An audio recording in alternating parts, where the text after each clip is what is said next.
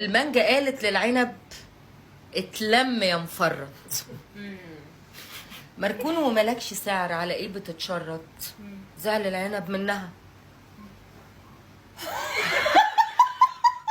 راح اشتكى للموز، قال هو ينفع كده؟ او حتى يعني يجوز منها زبديه تعمل كده فيا؟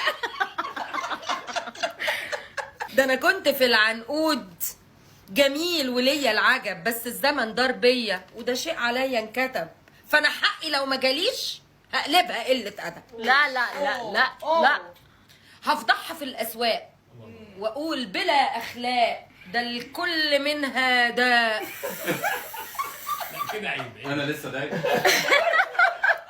والرك على النيه مضروبه في الخلاط، مشفوطه بالشفاط.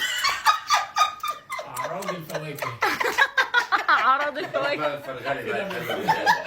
ما في ناس صوات وعياط، سدي بقى عليا، مش عامله فيها كيوت؟ مش ماشيه ليه مظبوط؟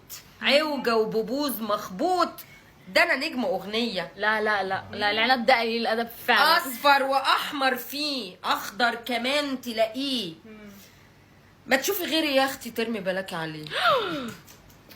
ده المحشي من ورقي والخمره من عرقي، وانت اما تتفلقي تتحطي في سكيبه، ده انا بيتي تكعيبه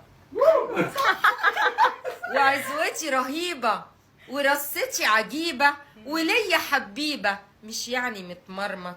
ها؟ المانجا قالت للعنب سامحني انا هعيط.